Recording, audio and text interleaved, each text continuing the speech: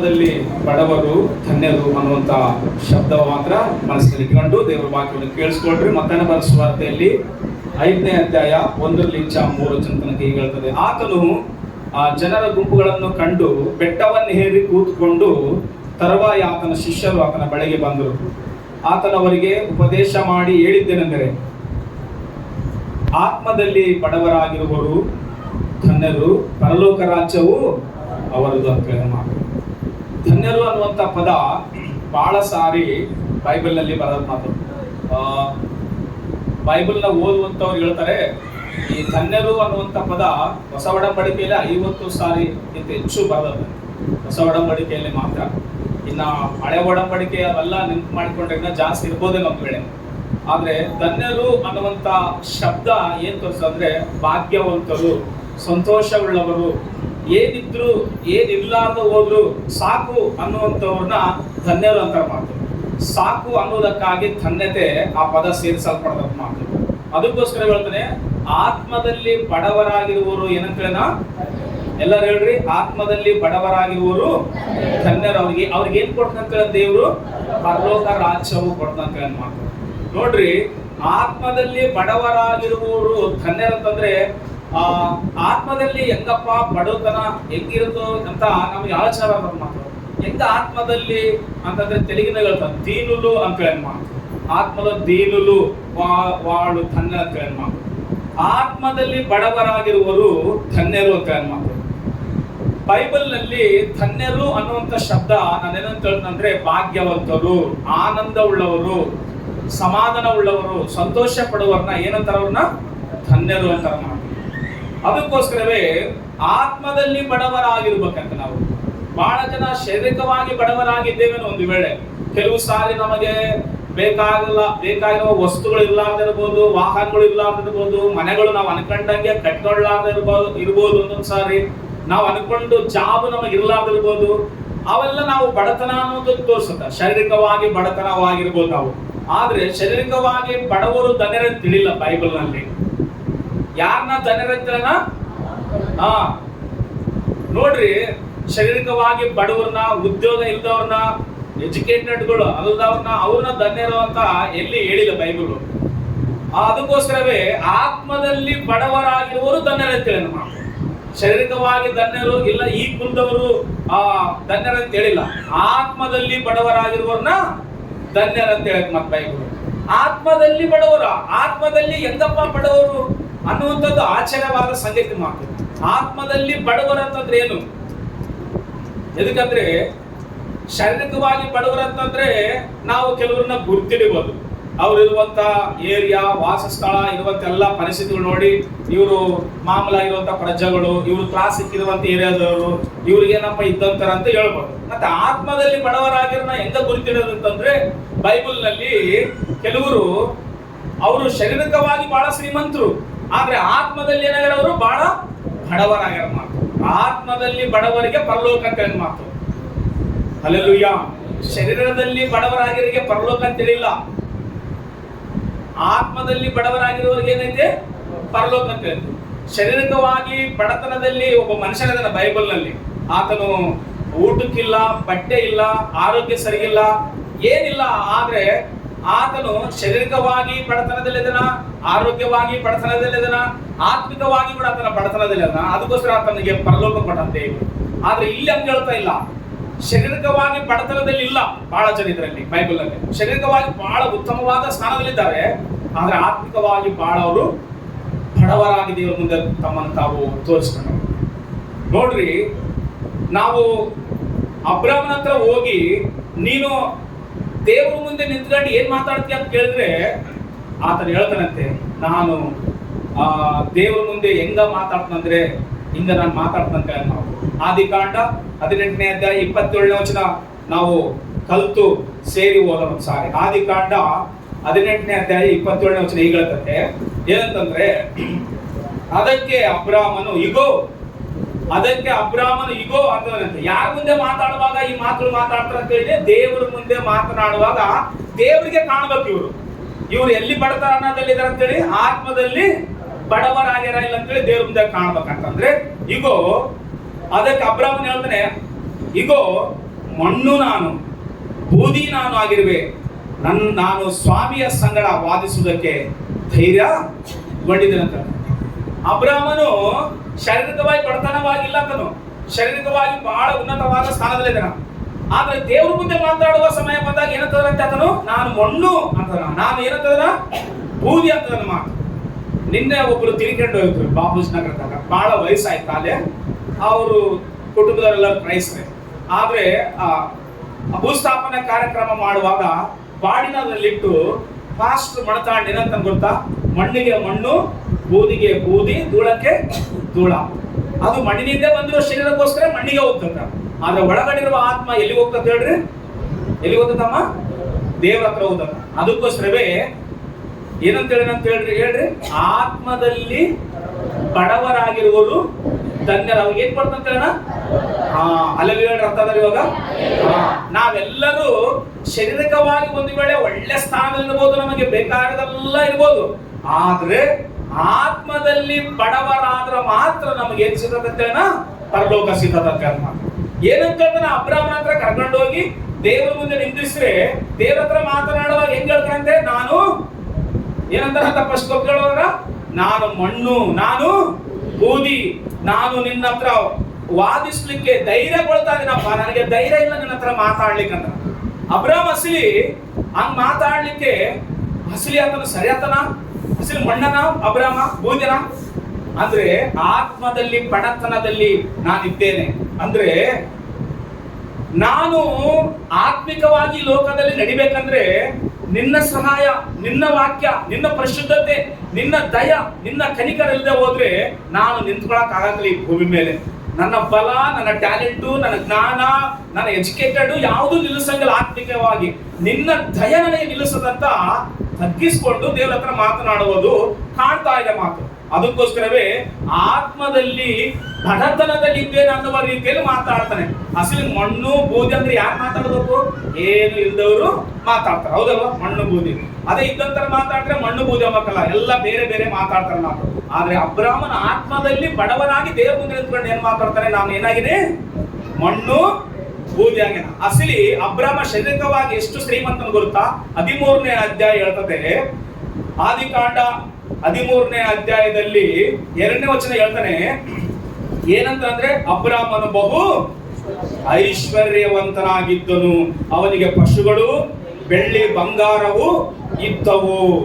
ಅವನು ಏನಂತಾನೆ, ಅವನಿಗೆ ಬಹಳ ಐಶ್ವರ್ಯವಂತನದ. ಒಬ್ಬ ಮನುಷ್ಯನ ಐಶ್ವರ್ಯವಂತನಂತ ಯಾರನ್ನಂತಾರ ಅಂತಂದ್ರೆ, ಅವ್ರಿಗೆಲ್ಲ ಇಲ್ಲದಕ್ಕೋಸ್ಕರವೇ ಐಶ್ವರ್ಯವಂತರು ಅಂತಾರ. ಆದ್ರೆ ಏನಂತ, ಏನಾದ್ರು ಕಡಿಮೆ ಆಯ್ತಾ? ಬಂಗಾರ ಕಡಿಮೆ ಇಲ್ಲ, ಬೆಳ್ಳಿ ಕಡಿಮೆ ಇಲ್ಲ, ಪಶುಗಳು ಕಡಿಮೆ ಇಲ್ಲ. ಆದ್ರೆ ದೇವರ ಮುಂದೆ ನಿಂತ್ಕೊಳ್ಳುವಾಗ ಏನಂತ ಹೇಳಿರುವಾಗ ಎಲ್ಲರೂ, ದೇವರ ಮುಂದೆ ನಿಂತ್ಕೊಳ್ಳುವಾಗ ಏನಂತ, ಅಬ್ರಾಮ ನಾನು ಮಣ್ಣು ಆಗಿನಿ, ನಾನು ಬೂದಿ ಆಗಿನಂತದ ಮಾತು. ಆದ್ರೆ ಅದನ್ನು ಶಾರೀರಿಕವಾಗಿ ನೋಡ್ರೆ ಏನದವ, ಆತನಿಗೆ ಐಶ್ವರ್ಯವಂತನು, ಪಶುಗಳಿದವ, ಆತನಿಗೆ ಬೆಳ್ಳಿದೆ, ಬಂಗಾರವಿದೆ. ಎಷ್ಟೈತೆ ಗೊತ್ತಾ? ಬೆಳ್ಳಿ ಬಂಗಾರ 10 ಒಂಟೆಗಳಿಗೆ ಏರಿಸಿ ಕಳಿಸನ ತನ್ನ ಮನೆಗೆ ಬರುವ ಸೊಸೆಗೆ ಕೊಡಕ್ಕಾಗ. ಎಷ್ಟು ಒಂಟೆಗಳಿಗೆ? ಆತ ದೇವ್ರ ಮುಂದೆ ನಿಂತ್ಕೊಂಡ ಏನಂತದನ, ನಾನು ಮಣ್ಣು, ನಾನು ಬೂದಿ ಅಂತ. ಮತ್ತೆ ನಾನು ನೀನು ದೇವ್ರ ಮುಂದೆ ನಿಂತ್ಕೊಂಡಾಗ ಹೆಂಗ ಹೇಳ್ತೀವಿ ನಾವು ದೇವ್ರ? ಹಲ್ಲೆಲೂಯ. ಆತನು 10 ಒಂಟೆಗಳಿಗೆ ಏರಿಸಿ ಕಳಿಸನಂತೆ ತನ್ನ ಮನೆಗೆ ಬರುವ ಸೊಸೆಗೆ ಹಾಕ್ಲಿಕ್ಕಾಗಿ.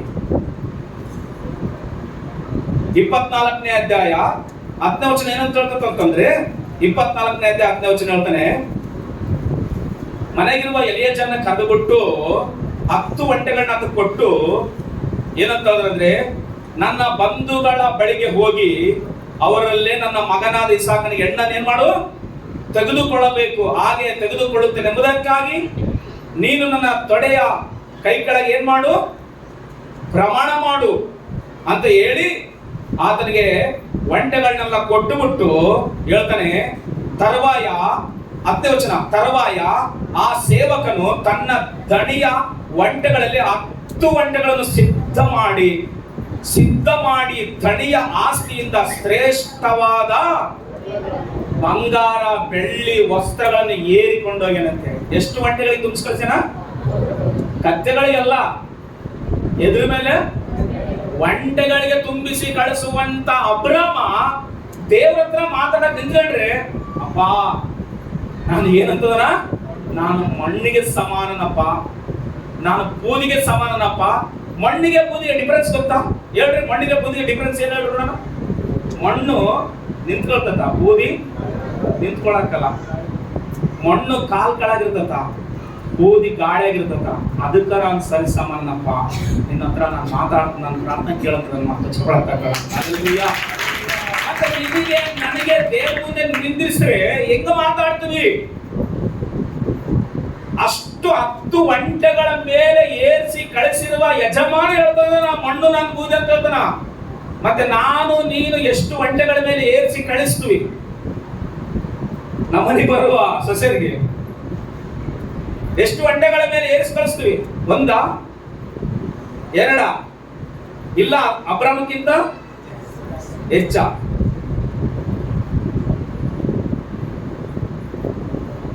ಎರಡು ಸೊಳ್ಳೆಗಳು ಮಾತಾಡ್ತಿದ್ವಂತೆ.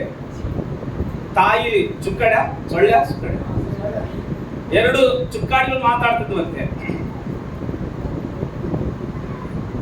ತಾಯಿ ಸ್ವಲ್ಪ ನೋಡ್ಕೊಂಡು ತಿರುಗಾಡು, ಸ್ವಲ್ಪ ನೋಡ್ಕೊಂಡು ಓಡಾಡು ಅಂತ ಮಗಳು ಸೊಳ್ಳೆಗೆ ಹೇಳ್ತಾ ಇತ್ತಂತೆ. ಎದಕ್ಕಂದ್ರೆ ಸೊಳ್ಳೆಗಳು ಆಹಾರ ಏನು? ಮನುಷ್ಯರ ರಕ್ತ. ಮನುಷ್ಯರ ರಕ್ತ ಬೇಕು ಯಾರಿಗೆ? ಸೊಳ್ಳೆಗಳಿಗೆ. ಸುಕ್ಕಡೆ ಅಂತಲ್ಲ ನಾವು ಗುಡ್ಡೆ ಹಿಡಿದು ಏನನ್ನ ಅವತ್ತು ಒಂದು ಕಡೆ ಕೊಟ್ಟಿದ್ದೀವಿ, ಅವತ್ತು ಅನಿಸೋದು ಮತ್ತೆ ಸುಕ್ಕಡಿಗೆ ಹಚ್ಚಿರ್ತೀವಿ. ನೋಡ್ಕೊಂಡು ಓಡಾಡು, ಅವಾಗೆ ಫ್ರೆಶ್ ಆಗಿ ಜನ್ಮ ಪಟ್ಟಕ್ ಮಾತು. ಯಾವ್ದಕ್ಕೆ? ಮಗಳನ್ನ ಅಡದಕ್ ಮಾತು. ಯಾರು? ತಾಯಿ ಸೊಳ್ಳೆ ಅಡದತ್ತೆ. ಅದಕ್ಕೋಸ್ಕರ ಇವಾಗ ಮಗಳು ಕೂಡ ಆಹಾರ ಬೇಕು. ಮಗಳಿಗೆ ಆಹಾರ ಬೇಕಂತಂದ್ರೆ ಏನ್ ಮಾಡ್ಬೇಕು? ಎಲ್ಲಿಗೆ ಹೋಗ್ಬೇಕು? ಅದು ನಮ್ ತಕ್ಕೆ ಬರ್ಬೇಕು. ನಮ್ ತಕ್ಕೆ ಬಂದು ನಮ್ಮನ್ನ ಚುಚ್ಚಿಬಿಟ್ಟು ರಕ್ತನ ತಗೊಂಡು ಅದು ಜೀರ್ಣ ಮಾಡ್ಕೊಂಡು ಅದು ಬದುಕ್ಬೇಕು. ನೋಡ್ಕೊಂಡು ಓಡಾಡು ಅಂತ ಹೇಳ್ತಂತೆ ತಾಯಿ. ಅವಾಗ ಇದಕ್ಕೇನ್ ಕೊಡ್ತಂತ ಸಸಿಲಿ? ಅದಕ್ಕೋಸ್ಕರ ಹೋಗಿ ಅದು ಬೇಸ ರಕ್ತ ಕುಡಿದು ಅದು ಹಿಂದಿರುಗಿ ಬರ್ತಾ ಇತ್ತಂತೆ. ಅವಾಗ ನೋಡ್ಕೊಂಡು ಓಡಾಡು ಅಂತ ಹೇಳ್ತದೆ. ನೋಡ್ಪಪ್ಪ ನಿನ್ನಿಷ್ಟ ಆಮೇಲೆ ಅಂತದಂತೆ. ಎದಕ್ಕಮ್ಮೆ ಹಂಗರ್ತದಿ? ಜನರು ನನ್ನ ನೋಡಿ ಚಪ್ಪಾಳೆ ತರ್ತದಲ್ಲ ಅಂತ ಬರುತ್ತೆ ಬಂದು. ಅಲ್ಲೆಲ್ಲೂಯ್ಯ, ನಾವು ಹಂಗೆ ಅನ್ಕೊಂತೀವಿ ಅಂತ. ನನ್ನ ನೋಡಿ ಜನರು ಚಪ್ಪಾಳೆ ತರ್ತೀವಿ ನಾವಲ್ಲ. ಮನುಷ್ಯರ ಬುದ್ಧಿ ಅಂತದಂತ ಗೊತ್ತಿಲ್ಲ ಯಾರಿಗೆ. ಅಲ್ಲೆಲ್ಲೂಯ್ಯ, ಅದಕ್ಕೇನ್ ಗೊತ್ತಕ್ಕ? ಏನ್ ತರ್ತದಂತ? ಚಪ್ಪಾಳೆ ತರ್ತದ್ರ ಮೇ ನನ್ನ ನೋಡಿ ಅಂತದಂತೆ. ನಿನ್ನ ಮುರ್ಕಳೆ ಚಪ್ಪಾಳೆ ತಡ್ತಾ ಇಲ್ಲೇ ಸಿಕ್ಕರ ಕೈಯಲ್ಲಿ ಸತ್ತು ಹೋಗ್ತೀವಿ, ನೋಡ್ಕೊಂಡು ಓಡಾಡೆ ಅಂತ ಹೇಳ್ತಂತೆ. ಅಲ್ಲೆಲ್ಲೂಯ್ಯ, ದೇವ್ರ ಮುಂದೆ ಕರ್ಕೊಂಡು ಹೋಗಿ ನಮ್ಮನ್ನು ನಿಂದ್ರಿಸ್ರೆ ನಾವ್ ಹೆಂಗ್ ಮಾತಾಡ್ತೀವಿ? 10 ಒಂಟೆಗಳಿಗೆ ಏರಿಸಿ ಕಳಿಸಿದಂತೆ ಎಲೀಜರನ್ನು ಕರೆದು. ನನ್ನ ಮಗ ಇಸಾಕದನಲ್ಲ, ಇಸಾಕನಿಗೆ ನನ್ನ ಸಂಬಂಧಿಕರ ಊರಿಗೆ ಹೋಗಿ ನೀನೇನ್ ಕರ್ಕಂಬ, ನನ್ನ ಮನೆಗೆ ಸೊಸನ್ ಕರ್ಕಂಬ ಅಂತೇಳಿ. ಒಂದು ವೇಳೆ ಬರ್ಲಿದ್ರೆ ಇದ್ದಪ್ಪ ಪ್ರಭು ಅಂತಂದ್ರೆ, ನನ್ನ ದೇವರು ನಿನ್ನ ಮುಂದೆ ಹೋಗಿ ಸಿದ್ಧ ಮಾಡ್ತಾರ ಆ ದಾರಿನ, ನೀನು ಹೋಗಂತ ಹೇಳಿ 10 ಒಂಟೆಗಳಿಗೆ ಏರಿಸಿ ಕಳಿಸಿದಂತೆ. ಎಷ್ಟು ಒಂಟೆಗಳಿಗೆ? 10 ಒಂಟೆಗಳಿಗೆ ಏರಿಸಿ ಕಳಿಸಿದಂತ ಮಾತು. 22ನೇ ವಚನ ಹೇಳ್ತಂತೆ. ಅದರಲ್ಲಿ ನಾನು ಓದೋದು ನೀವು ಕೇಳಿಸ್ಕೊಡ್ರಿ, ಎಲ್ಲರ ಕಡೆ ನೋಡ್ರಿ, ದೇವ್ರ ವಾಕ್ಯನ ಗಮನ ಇಟ್ಟು ಕೇಳಿಸ್ಕೊಡ್ರಿ. ಏನೇನು ಕೊಟ್ಟನಂತೆ? ಒಂಟೆಗಳು ಕುಡಿದ ನಂತರ ನೀರು ಕೊಟ್ಟಲ್ಲ, ರೆಬೆಕ್ಕಳು ನೀರು ಕೊಟ್ಟ ಮೇಲೆ ಆಯಮ್ಮಗೆ ಆಕೆಯ ಮೂಗಿಗೆ 1/2 ತೊಲೆ ತೂಕವುಳ್ಳ ಒಂದು ಚಿನ್ನದ ಮೂಗುತಿ ಕೊಟ್ಟಂತೆ ಎಲೀಜರು ಆಕೆಯ ಕೈಗಳಿಗೆ 10 ತೊಲೆಯ ತೂಕವುಳ್ಳ 2 ಚಿನ್ನದ ಬಳೆಗಳನ್ನು ಇಟ್ಟು, ನೀನು ಯಾರ ಮಗಳು ದಯವಿಟ್ಟು ನನಗೆ ಹೇಳಕ್ಕಂತೆ. ಬರೇ ನೀರು ಕೊಟ್ಟಿದ್ದಕ್ಕೆ ಏನೇನು ಕೊಟ್ಟನ? 1/2 ತೊಲೆ ಮೂಗುತಿ ಕೊಟ್ಟನಂತೆ. 10 ತೊಲೆ ಏನ್ ಕೊಟ್ಟನಮ್ಮ? ಬಳೆ ಕೊಟ್ಟನಂತೆ.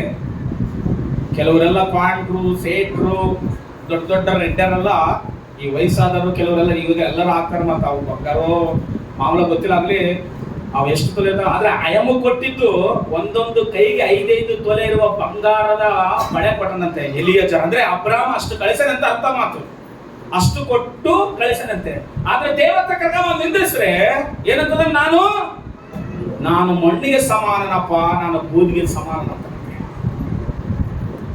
ಒಂದು ವೇಳೆ ಆತನ ಮನೆ ಕೆಲಸಗಾರರು ಎಷ್ಟಿದಾರ ಅಂತ ಕೇಳಿದ್ರಿಗಿನ 14ನೇ ಅಧ್ಯಾಯ 14ನೇ ವಚನ ಹೇಳ್ತದನ, ಆತನ ಮನೆ ಕೆಲಸಗಾರರು ಎಷ್ಟಿದಾರ ಅಂತಂದ್ರೆ ಅಬ್ರಾಮನು 14ನೇ ವಚನ 14ನೇ ಅಬ್ರಾಮನು ತನ್ನ ತಮ್ಮನ ಮಗನ ಸೆರೆಗೆ ಸಿಕ್ಕಿದ್ದನ್ನು ಕೇಳಿ ತನ್ನ ಮನೆಯಲ್ಲಿ ಹುಟ್ಟಿ ಬೆಳೆದ ಶಿಕ್ಷಿತರಾದ 318 ಮಂದಿ ಆಳುಗಳು. ಎಷ್ಟು ಜನ ಆಳುಗಳು? ನಮ್ಮ ಮನೆಗೆ ಎಷ್ಟೆಷ್ಟು ಜನ ಅದರ? ಎಷ್ಟೆಷ್ಟು ಜನ ನಮ್ಮ ಆಳುಗಳು ನಿಮ್ಮ ಮನೆಯಲ್ಲಿ? ನಾವೇ ಇನ್ನೊಬ್ಬರಿಗೆ ಆಳಾಗಿ ಬದುಕ್ತದೆ ಈಗ ನಾವು. ಅಲ್ಲೆಲ್ಲರೂ ಆದ್ರೂ ದೇವ್ರ ಮುಂದೆ ನಿಂತ್ಕೊಳ್ಳುವಾಗ ನಾವು ಹೆಂಗ ಪ್ರಾರ್ಥನೆ ಮಾಡ್ಬೇಕನ್ನೋದು ಇನ್ನೂ ಅರ್ಥ ಆಗಿಲ್ಲ ನಮ್ಗೆ ಅಸಲಿ. ಆದ್ರೆ ಅಬ್ರಾಹ್ಮನ ಕರ್ಕ ಬಂದಿದ್ರೆ, ಪ್ರಭುವಾ ನಾನು ಪಾದದ ಕೆಳಗಿರುವ ಮಣ್ಣಪ್ಪ, ಸ್ವಲ್ಪ ಹೆಚ್ಚು ಕಡಿಮೆ ನೀನ್ ಮಾಡಿ ಅನ್ಕ ಗಾಳಿಗೆ ಹೋಗುವ ಅನ್ರಿ. ಚಪ್ಪಳ ತಟ್ಟಬೇಡ್ರಿ ನೋಡಿ, ತಟ್ಟಬಾರ್ದು. ಚಪ್ಪಳ ತಟ್ಟರೆ ಬಹಳ ಶರೀರದ ಅರ್ಥ. ಅಲ್ಲೆಲ್ಲಯ್ಯ, ನಾನು ನಿನ್ ಕಾಲಾಗಿರುವ ಮಣ್ಣಪ್ಪ, ನೀನ್ ಸ್ವಲ್ಪ ನನಗೆ ಏನಾರ ಪ್ರಾಬ್ಲಮ್ ಮಾಡ್ಬಿಟ್ರೆ ಮಣ್ಣಾದ್ರೂ ನಿಂತ್ಕೊಳ್ತತೆ, ಆದ್ರೆ ನಾನು ನಿಂತ್ಕೊಳ್ಳೋಕ್ಕೂ ಯೋಗ್ಯ ಇಲ್ಲಪ್ಪ. ಗಾಳಿಗೆ ಬಡ್ಕೊಂಡು ಹೋಗುವ ಧೂಳಾಗಿ ಬಿಡ್ತು ನಾನು. ನನ್ನ ಪ್ರಾರ್ಥನೆ ದಯವಿಟ್ಟು ಏನ್ ಮಾಡು, ಕನಿಕರಿಸಂತ ಪ್ರಾರ್ಥನೆ ಅದು ಮಾಡಿ. ಯಾವಾಗ ನಮ್ಮ ಪ್ರಾರ್ಥನೆ ದೇವ್ರ ಹತ್ರ? ಅಲ್ಲೆಲ್ಲೂಯ್ಯ. ಅಬ್ರಾಮನು 318 ಜನ ಆಳುಗಳಿದ್ದಾರೆ ಆತನಿಗೆ. 10 ಒಂಟೆಗಳು ಏರಿಸಿ ಕಳಿಸನ, ಒಡಿವೆ ವಸ್ತ್ರಗಳು, ಬಂಗಾರ ಬೆಳ್ಳಿ. ಅಷ್ಟು ಮಾತ್ರನಾ? ಇನ್ನು ಆತನು ಕೊಟ್ಟಿರುವಂತದ್ದು ಹೇಳ್ತಾನೆ, ಆದಿಕಾಂಡದಲ್ಲಿ 24ನೇ ಅಧ್ಯಾಯದಲ್ಲಿ 53ನೇ ವಚನ ಹೇಳ್ತಾನೆ, ಯಾರಿಗೆ ಏನೇನು ಕೊಟ್ಟನಂತ ಬರಿತೀನಿ ಆತನಲ್ಲಿ ನೋಡ್ರಿ. ಆಮೇಲೆ ತಾನು ತಂದಿದ್ದ ಬೆಳ್ಳಿ ಬಂಗಾರದ ಒಡವೆಗಳನ್ನು 24:53 ನೋಡಿಕೊಳ್ಳ್ರಿ. ಆಮೇಲೆ ತಾನು ತಂದಿದ್ದ ಬೆಳ್ಳಿ ಬಂಗಾರದ ಒಡವೆಗಳನ್ನು ವಸ್ತ್ರಗಳನ್ನು ತೆಗೆದು ರೆಬೆಕ್ಕಳಿಗೂ ಕೊಟ್ಟನು, ಆಕೆಯ ಅಣ್ಣನಿಗೂ ತಾಯಿಗೂ ಸಹ ಬೆಲೆಯುಳ್ಳ ಉಡುಗೊರೆಗಳನ್ನು ಕೊಟ್ಟನು. ಅಲ್ಲೆಲ್ಲೂಯ್ಯ. ಯಾರಿಗೆ ಕೊಟ್ಟನಂತೆ? ಅಯಮ್ಗ ಕೊಟ್ಟಿರೋದಂತೆ, ಅಯಮ್ಮನ ಅಣ್ಣಗ ಕೊಟ್ಟಿರೋದಲ್ಲ, ಅವ್ರ ಮನೆಗೂ ಕೂಡ ಕೊಟ್ಟನಂತೆ. ಯಾಕೆ? ನೀನು ನನ್ನ ಥಣಿಯ ಮಗನ ಹೆಂಡತಿಯಾಗಿ ನೀನು ಬರ್ಬೇಕಮ್ಮ. ನನ್ನ ಥಣಿನ ನನ್ನ ಆತ ದೇವ್ರು ಏನ್ ಮಾಡ್ಯಾನ? ಆಶೀರ್ವಾದ ಮಾಡ್ಯಾನ ಅಂತ ಹೇಳಿದಂತೆ. ಅಲ್ಲೆಲ್ಲೂಯ್ಯ. ಆಶೀರ್ವಾದ ಬೇರೆ ಊರಿಗೆ ಹೋಗಿ ಹೇಳ್ತಾನ ಮಾತು. ನಾವು ಕೂಡ ಕೆಲವು ಸಾರಿ ಸಂಬಂಧ ಬೆಳೆಸುವಾಗ ಹೋಗಿ ಅವ್ರ ಮನೆಗೆ ಪುಳ್ಳೆ ತಾಮರ, ಹುಡುಗ ಕೆಲಸ ಮಾಡ್ತಾರ, ಹುಡುಗ ಉದ್ಯೋಗ ಮಾಡ್ತಾರ, ಹುಡುಗ ಮನೆ ಎಷ್ಟದಾವ, ಆಸ್ತಿ ಎಷ್ಟೈತಿ, ಹೊಲ ಎಷ್ಟೈತಿ, ಏನು ಯಾಬಿಟ್ಟೈತಿ ಎಲ್ಲ ಕೇಳುವಾಗ ಇದ್ದಿದ್ದು 3 ಹೇಳಿ ಇದ್ದಿದ್ದು 1 6 ಹೇಳಿರ್ತೀವಿ. ಬಂದು ನೋಡ್ರಿ ಏನಿರ ಕಸಲಿ. ಆಮೇಲೆ ಹೆಂಗೋ ಅಡ್ಜಸ್ಟ್ ಮಾಡ್ಕೊಂಡು ಬಿಡುವಂತಾರಲ್ಲ, ಇನ್ನೇನು ಸುಧಾರಿಸ್ಕೊಂಡು ಹೋಗ್ಬೇಕಾಗತ್ತ, ಟಿಕೆಟ್ ಮೇಲೆ ಇನ್ನೇನು ಬಿಡಕ್ ಬರಲ್ಲ ಅಂತೇಳಿ. ಆದ್ರೆ ಇಲ್ಲಿ ಎಲಿಯಾಜರ್ ಏನ್ ಮಾಡ್ತಾನ? ರುಜು ಮಾಡ್ತಾನ ಮಾತು. ಅಯಮ್ಗೂ ಕೊಟ್ಟಿದ್ದಂತೆ, ಅವ್ರ ಅಣ್ಣನಿಗೆ ಕೂಡ ಕೊಟ್ಟನಂತೆ. ಸರಿ, ಬಹಳ ಜನರು ಒಳ್ಳೆ ಕೊಟ್ಟರಮ್ಮ ಮನೆಗೆ ಹೋದ್ರೆ ಮಾವ ಬಂದನ ಇಲ್ಲ ಬಾಮೈದ ಬಂದನ ಅಂತ ಏನೆಲ್ಲ ಮಾಡ್ತಾರಂತೆ. ಏನಿಲ್ಲೇನೋ ನಮಗೆ ಅಂತಂದಾಗ ನಿನಗೇನಕ್ಕಿಲ್ಲ ಬಾ ಅಂತ ಕರ್ಕೊಂಡು ಹೋಗಿ ಹೊಸ ಏನೆಲ್ಲ ಮಾಡ್ತಾರಂತೆ. ಆದ್ರೆ ಇಲ್ಲಿ ಆ ರೀತಿಯಾಗಿಲ್ಲ, ಕೊಟ್ಟು ರುಜು ಮಾಡ್ತಾನಂತೆ. ಆದ್ರೆ ಅಬ್ರಾಹ್ಮ ಹೇಳ್ತದನ ದೇವರ ಹತ್ರ ನಿಂತ್ಕೊಂಡಾಗ, ನಾನು ಮಣ್ಣಿಗೆ ಸಮಾನನಪ್ಪ, ನಾನು ಬೂದಿಗೆ ಸಮಾನನಪ್ಪ, ನೀನ್ ನನ್ನ ಪ್ರಾರ್ಥನೆ ಕೇಳಪ್ಪ ಅಂತೇಳಿ ಪ್ರಾರ್ಥನೆ ಮಾಡ್ತದ ಮಾತು. ಯಾರು ಈತ? ಎಲ್ಲ ಹೇಳ್ರಿ ಏನಂತ ದೇವ್ರ ಮುಂದೆ ನಿಲ್ಲಿಸ. ಏನಂತಾನ? ನನಗೆ 318 ಜನ ಆಳುಗಳಿದಾರ, 10 ಒಂಟೆಗಳು ಓಡಿಸುವಷ್ಟು ಬಂಗಾರ ಬೆಳ್ಳಿ ಐತಿ, ನೀನೇ ನನ್ನ ಪ್ರಾರ್ಥನೆ ಕೇಳ್ತೀಯ ಇಲ್ಲ? ನಾವಾಯ್ತ್ರಿಗೇನ ಪಾಸ್ಟ್ರೆ ನಿಂದೇನ್ ಕತೆ ಅಂತೀವಿ ಮಾತು. ಅದ್ರ ದೇವ್ರು ಕಾಣಕ್ಕಲ್ಲ, ಪಾಸ್ಟ್ ಕಾಣ್ತಾರಂತ ಅಷ್ಟೇ. ಅಲ್ಲೆಲ್ಲೂಯ್ಯ. ದೇವ್ರು ಕಂಡಿದ್ರೆ ದೇವ್ರ ಕೂಡ ಹಿಂಗೆ ಮಾಡಂಗಿದೆ ನಾವು. ಯಾಕಂದ್ರೆ ಬೈಬಲ್ ನಲ್ಲಿ ದೇವ್ರ ಹತ್ರ ಹೋದಾಗ ಕೂಡ ಹಿಂಗೆ ಹೇಳ ಒಬ್ಬ ಮನುಷ್ಯನು. ಇಸ್ರೇಲ್ ತುಂಬಾ ಅನ್ನ ಇದ್ರೆ ಏನಾಗ್ತದೆ ಹಸಿಲಿ? ಅದು ಎಗಿರಿ ಬಿಡಕ್ಲಂತೆ. ಏನಂತಿದ್ರೆ ಏನಾಗ್ತಂಥದ್ದು? ಎಗಿರಿ ಬಿಡ್ತಂತೆ.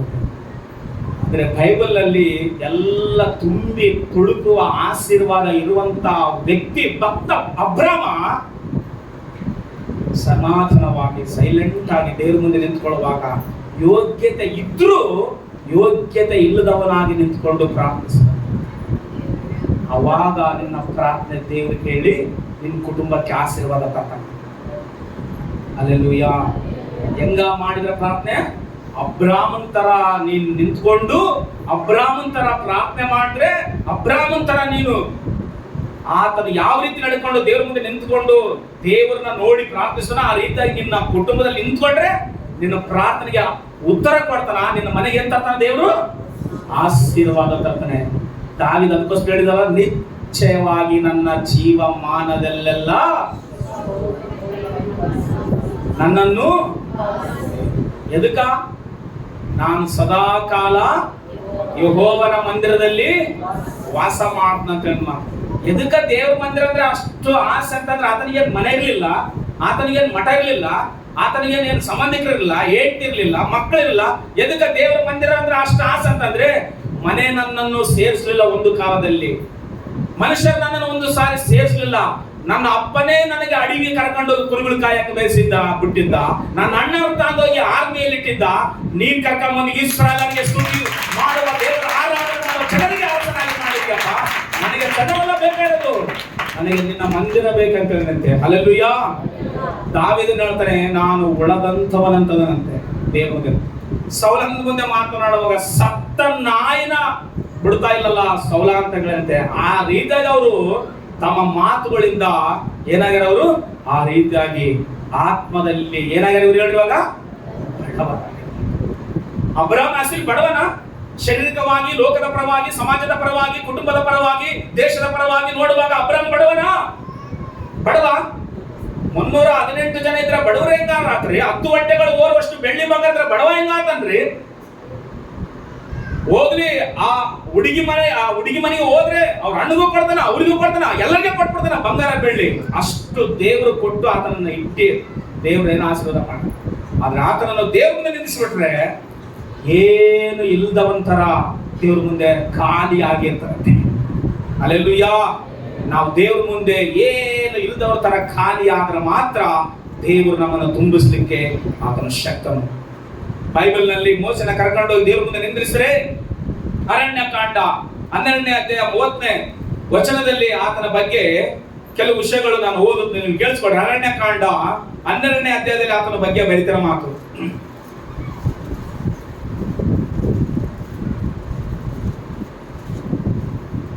12ನೇ ಅಧ್ಯಾಯ 24ನೇ ವಚನ ಓದೋಣ. ಇಬ್ರಿಯ ಬರೆದ ಪತ್ರಿಕೆ ಓದೋಣ. ಅರಣ್ಯಕಾಂಡ ಬೇಡ, ಇಬ್ರಿಯ ಬರೆದ ಪತ್ರಿಕೆಯಲ್ಲಿ ಏನು ಕಲ್ಪನೆ ಅಂದ್ರೆ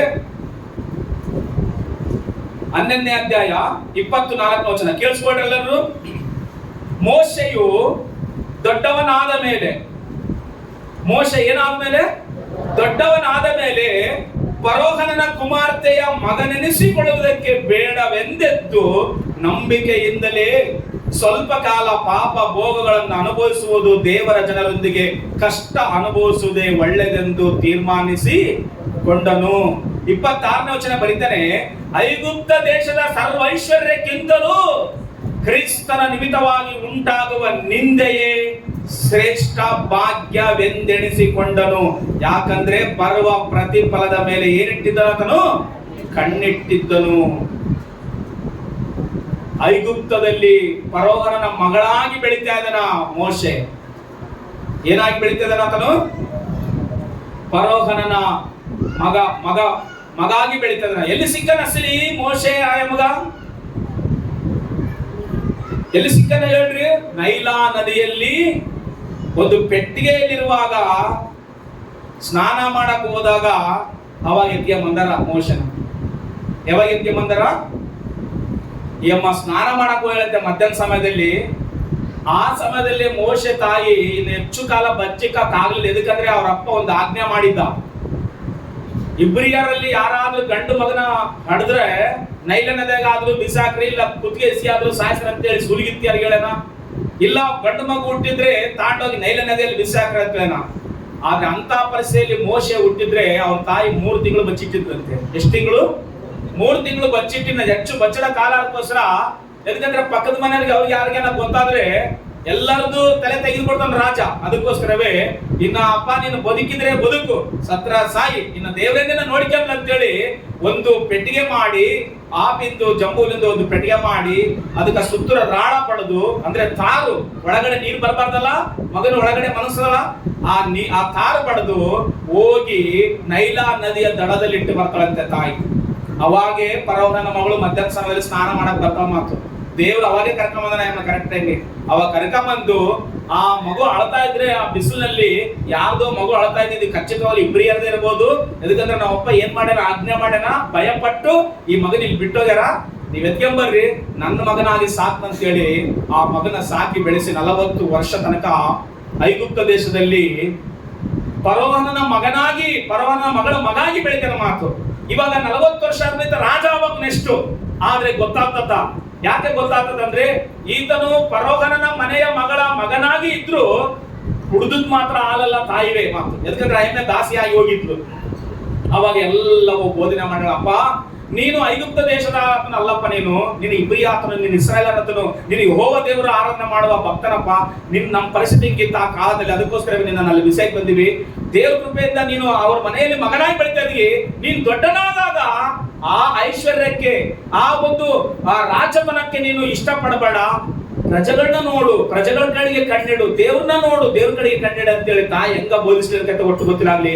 ಐಶ್ವರ್ಯವನ್ನು ಬಿಟ್ಟ, ರಾಜತನವನ್ನು ಬಿಟ್ಟ, ಎಲ್ಲ ಸುಖ ಭೋಗಗಳನ್ನು ಬಿಟ್ಟ, ಇಸ್ರಾಯೇಲರ ಸಂಗಡ ಬಂದು ಕಷ್ಟವನ್ನು ಅನುಭವಿಸ್ಲಿಕ್ಕೆ ನಿಂತುಕೊಂಡ.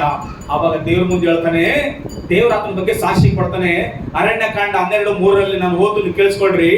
ಆ ಮೋಶೆಯು ಭೂಮಿಯ ಮೇಲಿರುವ ಎಲ್ಲ ಮನುಷ್ಯರಿಗಿಂತಲೂ ಬಹು ಸಾತ್ವಿಕನು ಅಂತ ಬರ್ತಾನಂತೆ. ಹಲ್ಲೆಲೂಯಾ ಹೇಳ್ತಾರು. ಏನಂತಾನು? ಸಾತ್ವಿಕನು. ಯಾರು ಹೇಳ್ತಾರ? ದೇವ್ರೇ ಹೇಳ್ತಾರ ಮಾತು. ಎದಕ್ಕೆ ಹೇಳ್ತಾರ ದೇವ್ರು ಅಂತಂದ್ರೆ ಆತನಿಗೆ ಐಶ್ವರ್ಯ ಅನುಭವಿಸ್ಲಿಕ್ಕಾಗಿತ್ತು. ಎದಕ್ ಬರ್ಬೇಕಸಿಲಿ? ಇಸ್ರಾಯೇಲ್ ನೋಡ್ರೆ ಬಾನಿಸರಾಗ್ಯಾರ. ಇಸ್ರಾಯೇಲ್ಗೆ ಊಟ ಇಲ್ಲ ಸರಿಯಾಗಿ, ಕೆಲಸ ಇಲ್ಲ ಸರಿಯಾಗಿ, ಮನೆಗಳಿಲ್ಲ ಸರಿಯಾಗಿ. ಫರೋಹನ ಹಾಕಿದ್ದು, ಕೆಲಸ ಕೊಟ್ಟಿದ್ದು ಮಾಡ್ತದಾರ, ಕೆಲಸ ಕೊಟ್ಟಿದ್ದು ಮಾಡಿ ಅವ್ರು ಕೊಟ್ಟಿದ್ದ ಹಣದಿಂದ ಅವ್ರು ಬದುಕ್ತದಾರ. ಆದ್ರೆ ಮೋಶೆ ಯಾರ ಮಗನಾಗಿ ಬೆಳಿತದನ? ಫರೋಹನ ಮನೆಯಲ್ಲಿ ಫರೋಹನ ಮಗನಾಗಿ ಬೆಳಿತದನ. ಮಾತಾತಕ್ಕೆ ಅವಸರಲ್ಲಿ ಇವರೆಲ್ಲರೂ. ಆದ್ರೆ ದೇವರ ಮೇಲೆ ದೃಷ್ಟಿ ಇಟ್ಟು ನಾನು ಈ ಲೋಕದ ಪಾಪ ಭೋಗವನ್ನು ಅನುಭವಿಸಿದ್ರೆ ಖಚಿತವಾಗಲೂ ನಾನು ನರಕಕ್ಕೆ ಹೋಗ್ತೀನಿ. ಇಸ್ರಾಯೇಲ್ ಸಂಗಡ ಕಷ್ಟ ಅನುಭವಿಸಿದ್ರೆ ಚಿಂತಿಲ್ಲ, ನಿಂದೆ ಅನುಭವಿಸಿದ್ರೆ ಚಿಂತಿಲ್ಲ, ಶ್ರಮೆ ಅನುಭವಿಸಿದ್ರೆ ಚಿಂತಿಲ್ಲ, ನನಗೆ ಪರಲೋಕದಲ್ಲಿ ನಿತ್ಯ ರಾಜ್ಯತ್ವ ಐತೆ ಅಂತೇಳಿ ಅವ್ರನ್ನ ಬಿಟ್ಟು ಅವ್ರ ಸಂಗಡ ಬಂದು ಬರ್ತಾರ ಮಾತು. ಹಲ್ಲೆಲೂಯಾ. ಅದಕ್ಕೋಸ್ಕರವೇ ಮೋಶೆ ಬಗ್ಗೆ ಹೇಳ್ತಾನೆ ದೇವರು, ಆ ಮೋಶೆಯು ಭೂಮಿಯ ಮೇಲಿರುವ ಎಲ್ಲಾ ಮನುಷ್ಯರಿಗಿಂತಲೂ ಎಂತನಾತನು? ಬಹು ಸಾತ್ವಿಕನು. ಎಲ್ಲರೂ ಹೇಳ್ರಿ, ಏನಾತನು? ಸಾತ್ವಿಕನು. ನೋಡ್ರಿ, ಅಬ್ರಾಹ್ಮನ ಕರ್ಕೊಂಬಂದು ನಿಲ್ಲಿಸಿದ್ರೆ ಮಣ್ಣು ಬೂದಿ ಅಂತಾನೆ ದೇವ್ರ ಮುಂದೆ. ಅದೇ ಮೋಶೆನ ಕರ್ಕೊಂಬಂದು ನಿಂದ್ರಿಸಿದ್ರೆ ನಾನು ಬಹಳ ಸಾತ್ವಿಕನು. ಅಂದ್ರೆ ನನ್ನ ಕೈಲೇ ಏನೂ ಆಗತ್ತಲ್ಲಪ್ಪ, ನೀನೇ ಎಲ್ಲವ ಅಂತ ನಮ್ಮ ಆತ್ಮೀಯ ಜೀವಿತ ನಾವು ಕಾಪಾಡಿಕೊಳ್ಬೇಕಂದ್ರೆ ದೇವರ ದಯ ಇಲ್ಲದೆ ಹೋದ್ರೆ ನಾವು ನಿಂತ್ಕೊಳಕ್ ಹಾಕಲ್ಲ. ಆತ್ಮೀಯದಲ್ಲಿ ಬಿದ್ದು ಅಂತ ಅರ್ಥ ಮಾತು. ಯೋಬನ ಕರ್ಕೊಂಬಂದು ದೇವ್ರ ಮುಂದೆ ನಿಂತಿಸಿದ್ರೆ ಪ್ರಾರ್ಥನೆ ಮಾಡೋದು ಹೇಳ್ತಾನೆ 40ನೇ ಅಧ್ಯಾಯದಲ್ಲಿ. ಯೋಬ ಬರೆದ ಗ್ರಂಥದಲ್ಲಿ 40ನೇ ಅಧ್ಯಾಯದಲ್ಲಿ ಆತನು ಏನಂತ ಹೇಳ್ತಾನಂತಂದ್ರೆ 40ನೇ ಅಧ್ಯಾಯದಲ್ಲಿ 4 ವಚನದಲ್ಲಿ ಆತನು ಹೇಳ್ತಾನೆ. ನೋಡ್ರಿ ಏನಂತಾನ? ಒಂದು, ಅಯ್ಯ ನಾನು ಅಲ್ಪನೇ ಸರಿ, ನಿನಗೆ ಪ್ರತ್ಯುತ್ತರವಾಗಿ ಏನು ಹೇಳಲಿ, ಬಾಯಿ ಮೇಲೆ ಕೈ ಇಟ್ಟುಕೊಳ್ಳುವೆನು ಅಂತ ಹೇಳ್ತಾನಂತೆ. ಅಲ್ಪನ ಅಂತಂತೆ. ಯೋಬ ಏನಂತಾನ? ಅಯ್ಯೋ ನಾನು ಏನಂತಾನ? ಅಲ್ಪನಪ್ಪ, ನಾನು ಅಲ್ಪನು, ಅಯೋಗ್ಯನು, ನಾನು ಉಪಯೋಗಿಲ್ಲದವನು ಸ್ವಾಮಿ, ನನ್ನ ಪ್ರಾರ್ಥನೆ ಕೇಳಪ್ಪ. ನಿನಗೆ ಏನೋ ಒಂದು ವೇಳೆ ಎದುರು ಮಾತಾಡಿದ್ರೆ ನನ್ನ ಶ್ರಮೆಗಳಲ್ಲಿ, ನನ್ನ ಕಷ್ಟಗಳಲ್ಲಿ, ನನ್ನ ಬಾಧೆಗಳಲ್ಲಿ ನೀನು ನೋಡ್ತಾ ಇದೀಯಾ, ನೀನು ಕೇಳ್ತಾ ಇದೀಯಾ, ನನ್ನ ಪ್ರಾರ್ಥನೆ ನಿನ್ಗೆ ಉತ್ತರ ಕೊಡ್ತಾ ಇದೆಯಾ ಅಂತೇಳಿ ಇಷ್ಟ ತನಕ ನಾನು ಸ್ನೇಹಿತರ ಮಾತನಾಡಿರುವ ಮಾತುಗಳು ಏನಾದ್ರೂ ಹೆಚ್ಚು ಕಡಿಮೆ ನಾನು ಮಾತನಾಡಿದ್ರೆ ನನ್ನನ್ನು ದಯವಿಟ್ಟು ಕ್ಷಮಿಸು, ನಾನು ಅಲ್ಪನೆ ಅಂತ ಮಾತು.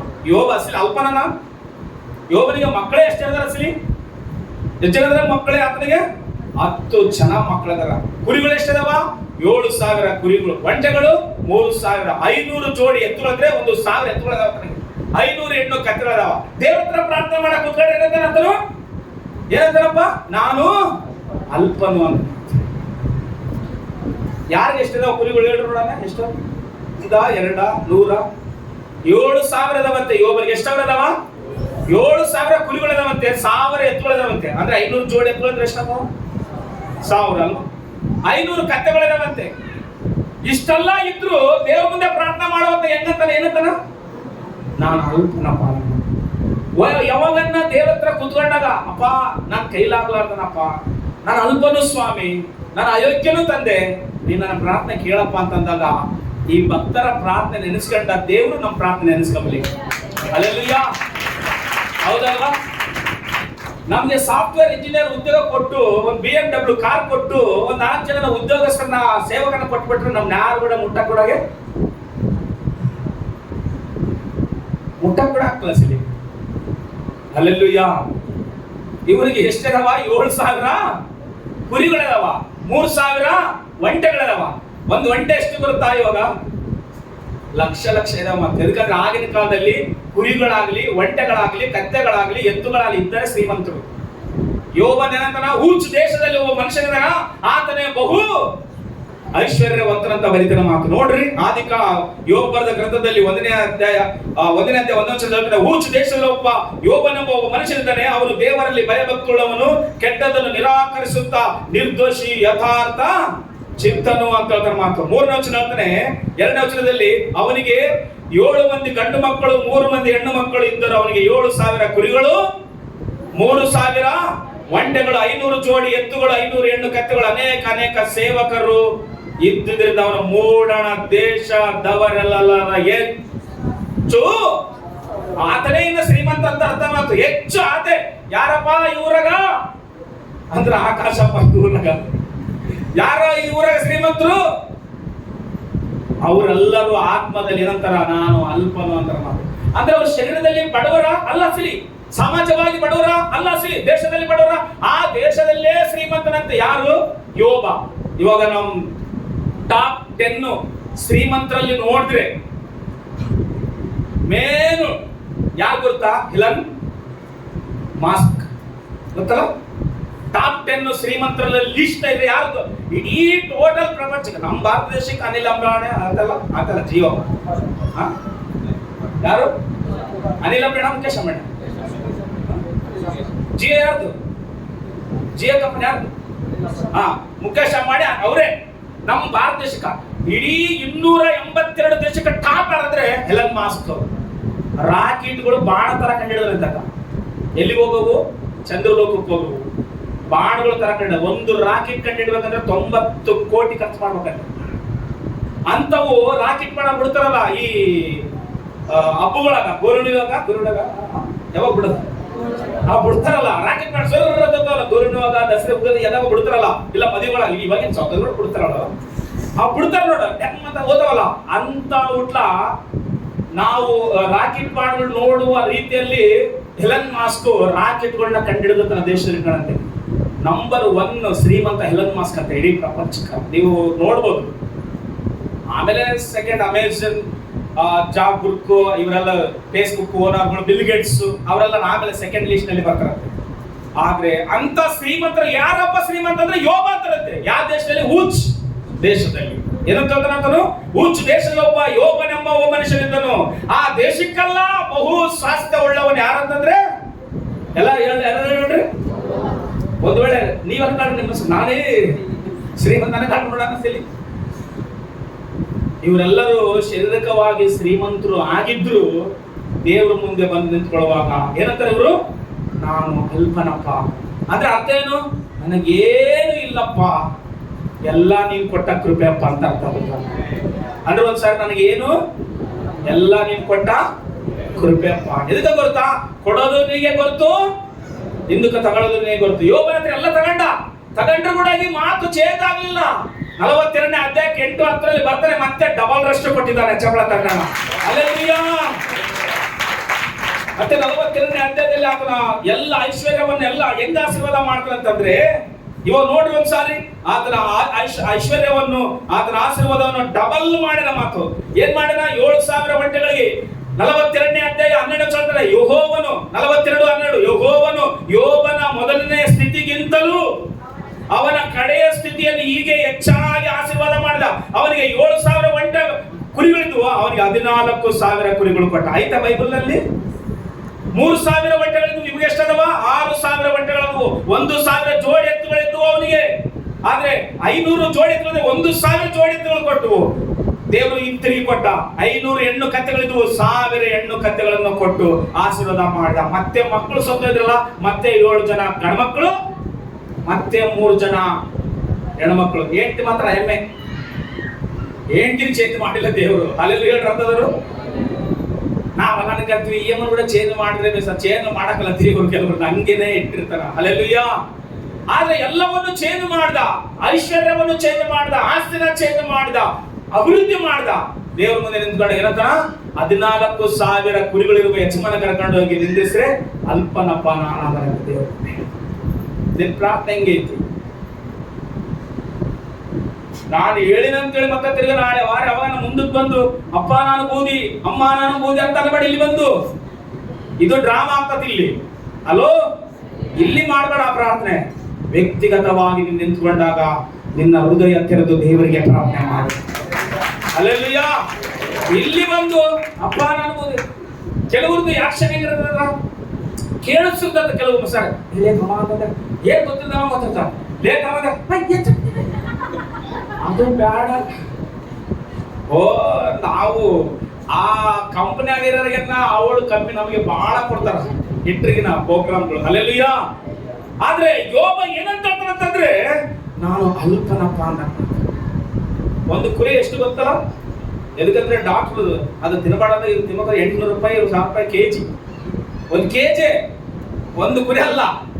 ಒಂದು ಕುರಿ 20,000ಕ್ಕಿಂತ ಕಡಿಮೆ ಅಂತೂ ಇಲ್ಲ, 15,000 20,000 ಕಡಿಮೆ ಇಲ್ಲ ಅಸಲಿ. ಆದ್ರೆ ಎಷ್ಟು ಸಾವಿರ ಕುರಿಗಳು ಲಾಸ್ಟ್ಗೆ ಡಬಲ್ ಆಸಿರೋದು 14,000 ಕುರಿಗಳು ಕೊಟ್ಟ ಕರ್ಕೊಂಡ್ ದೇವ್ರ ಮುಗಿಸ್ತಾರ. ಏನ್ ಬೇಕು ಕೊಡ್ತಾರ ದೇವ್ರೆ, ನನ್ನ ಆಶೀರ್ವಾದ ಮಾಡೋದಿಲ್ಲ ಅಲ್ಪ. ಹಲ್ಲೆಲೂಯಾ. ಪ್ರಾರ್ಥನೆ ಮಾಡ್ಲಿಕ್ಕೆ ದೇವಾಲಯಕ್ಕೆ ಇಬ್ರು ಹೋಗಿರಂತೆ. ಲೂಕನ ಬರೆದ ಸುವಾರ್ತೆಯಲ್ಲಿ ಬರೀತೇನೆ 18ನೇ ಅಧ್ಯಾಯ ತೆಗೆದು ಒಂದ್ಸರಿ ನೋಡ್ರಿ ನೀವೆಲ್ಲರೂ. ಲೂಕನ ಬರೆದ ಸುವಾರ್ತೆ 18ನೇ ಅಧ್ಯಾಯದಲ್ಲಿ ಹೇಳ್ತಾನೆ, 10ನೇ ವಚನದಲ್ಲಿ ಆತರ ಅವ್ರ ಇಬ್ಬರ ಬಗ್ಗೆ ಬರೀತಾನೆ. ಯೇಸು ಸಾಮ್ಯ ರೂಪವಾಗಿ ಮಾತಾಡ್ತಾನಪ್ಪ. ತಗ್ಗಿಸ್ಕೊಳ್ಳುವರ ಹೆಂಗಿರ್ತಾರೆ, ಹೆಚ್ಚಿಸ್ಕೊಳ್ಳುವರ ಹೆಂಗಿರ್ತಾರೆ ಕೇಳಿಸ್ಕೊ ಹೇಳ್ತೀನಿ ಅಂತ ಹೇಳ್ತಾನಂತೆ. ಪ್ರಾರ್ಥನೆ ಮಾಡಬೇಕೆಂದು ಇಬ್ಬರು ಮನುಷ್ಯರು ದೇವಾಲಯಕ್ಕೆ ಹೋದ್ರು. ಒಬ್ಬನು ಪರಿಸಾಯನು, ಒಬ್ಬನು ಸುಂಕದವನು. ಪರಿಸಾಯ ಹೇಳ್ತಾನೆ, ನಿಂತುಕೊಂಡು ಪ್ರಾರ್ಥಿಸುವಾಗ ತನ್ನೊಳಗೆ, ದೇವ್ರೇ ಸುಲುಕೊಳ್ಳಂಗಿಲ್ಲ, ಅನ್ಯಾಯ ಮಾಡಂಗಿಲ್ಲ, ಆಧಾರ ಮಾಡಂಗಿಲ್ಲ, ಆಗಿರುವ ಉಳಿದ ಜನರಂತೆ ನಾನು ಪಾಪ ಮಾಡಂಗಿಲ್ಲ, ಸುಂಕದವನಂತೂ ಅಲ್ಲ. ಆದುದರಿಂದ ನಿನಗೆ ಸ್ತೋತ್ರ ಮಾಡುತ್ತೇನೆ, ವಾರಕ್ಕೆ 2 ವಾರಕ್ಕೆ ಉಪವಾಸ ಮಾಡುತ್ತೇನೆ, ನಾನು ಸಂಪಾದಿಸುವ ಎಲ್ಲದರಲ್ಲಿ 10ರಲ್ಲಿ 1 ಪಾಲು ದಶಭಾಗ ಕೊಡುತ್ತೇನೆ ಅಂದ್ರಂತೆ. ಆದ್ರೆ ಸುಂಕದವನು ದೂರದಲ್ಲಿ ನಿಂತು ಆಕಾಶದ ಕಡೆಗೆ ಕಣ್ಣೆತ್ತಿ ನೋಡುವುದಕ್ಕೂ ಮನಸ್ಸಿಲ್ಲದೆ ಎದೆಯನ್ನು ಬಡಕೊಳ್ಳುತ್ತಾ, ದೇವರೇ ಪಾಪಿಯಾದ ನನ್ನನ್ನು ಕರುಣಿಸು ಅಂದನಂತೆ. ಇವನು ನೀತಿವಂತನೆಂದು ನಿರ್ಣಯಿಸಲ್ಪಟ್ಟವನಾಗಿ ತನ್ನ ಮನೆಗೆ ಹೋದನು. ಆ ಪರಿಸಾಯನ ಅಂತವನಾಗಿ ಹೋಗಲಿಲ್ಲ ಎಂದು ನಿಮಗೆ ಹೇಳುತ್ತೇನೆ. ತನ್ನನ್ನು ಹೆಚ್ಚಿಸಿಕೊಳ್ಳುವನು ಪ್ರತಿಯೊಬ್ಬನು ತಗ್ಗಿಸಲ್ಪಡುವನು, ತನ್ನನ್ನು ತಗ್ಗಿಸಲ್ಪಡುವನು ಹೆಚ್ಚಿಸಲ್ಪಡುವನು ಅಂದನು ಅನ್ನಂತೆ. ಹಲ್ಲೆಲೂಯಾ.